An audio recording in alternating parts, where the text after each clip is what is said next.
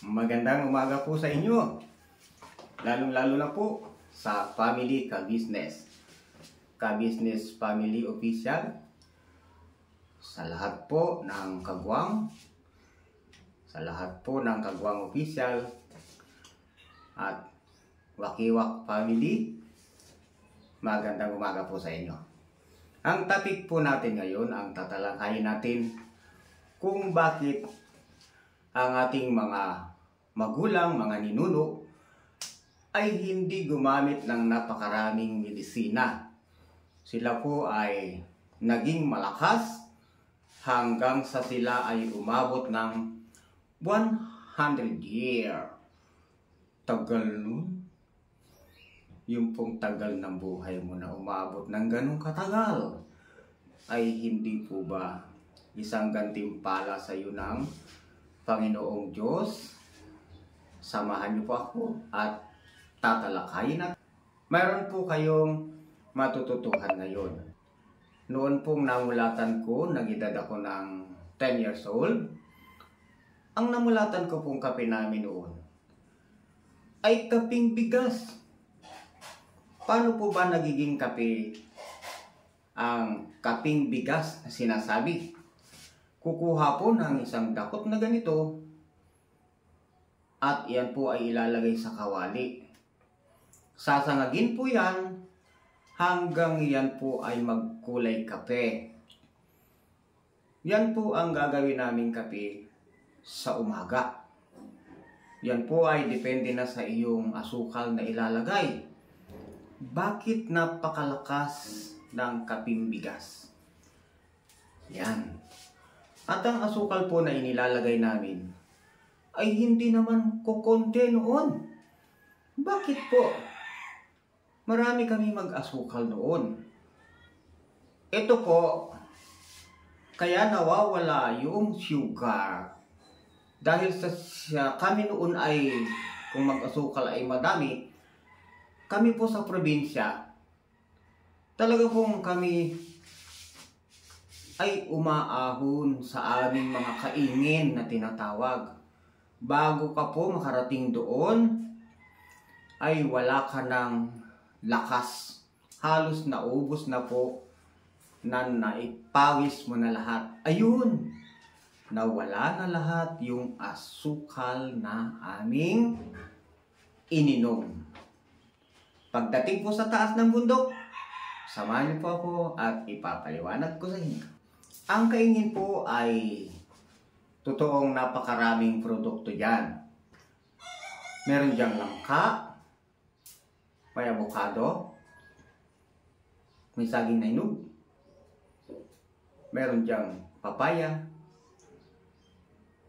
meron diyang tinatawag na duhat. Yan pong lahat ng iyan ay matatagpuan mo sa iyong tinatawag na kaingin. Lalo na't nakapagtanim ka na ng una. Yan ang mga kinakain doon. Kapag ka ikaw ay mayroong nakuhang sambuweg na malaking saging, halos ganyan po yun kahabang buwig, na 2 piling na niya ng hinog, nilalaga na po yan yung medyo hilaw pa. Na kung babalikan nyo, kung inyong maaalala, yan po ay isinasawsaw lang sa asin na may mantika. Totoo po yan. Yan po ay napakasarap na sa ating mga ninuno noon. Pagkatapos pa po yan, naging umagahan na yun. Sa bandang tanghalian na po yan, ay hindi pa rin po kakain ng kanin. Magbubunot po ng tanim na kamuting kahoy. At yung pong kamuting kahoy na yun, kapag ka nakakuha na, ay tinatalupan po yun, binabalatan. Huhugasan yan, ilalagay sa isang palayok. Usong-uso pa po nun ang palayok noon. Pati nga po ang jar noon ay may gripo, pero style po ng palayok noon na napakalamig ng tubig. Sa tanghalian po ay kamuting kahoy.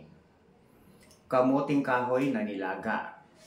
Alam niyo po ba kung ano naman ang ulam? Bagoong naman na isda. Maalat. Tignan niyo po ha. Maalat po yun. Pero bakit malalakas ang mga ninuno natin nun? Gaya nga po ng sinabi ko, kumain na po ng mga maresistensyang pagkain.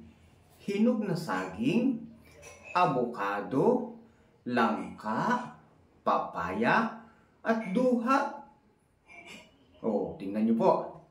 Naroon po yan. Wala pa dun yung bayabas na sa daan mo lang po yun mapipitas. Ganun po ang mga pagkain noon sa probinsya na nakamulatan ko na. Na ang bayabas ay pipitasin mo lang po sa tabi ng daan. Wala pong babawal sa'yo.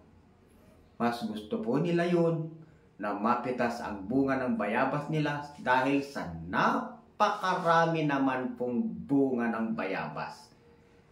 At alam nyo ba na yun pala ang pinakamaasim na prutas? Wow! Yan po ang ating umagang kay ganda na ibinalita ko sa inyo. Sa susunod po ay meron pang magagandang balita. Ang importante po, mag-exercise. Sabi nga ni Yoyoy Villame, mag-exercise tayo tuwing umaga. Salute you! Magpapaalam po ako sa pangalan ng Ka-Business Family. Magpapasalamat po ako sa Ka-Business Official. Nagpapasalamat din po ako sa Kagwang Official. At sa aking best friend, Wakiwak TV Family Official. Kahimas TV po, nagpapaalam sa inyo. Maraming salamat! Ang kasipagan, ang dulot po ay tagumpay.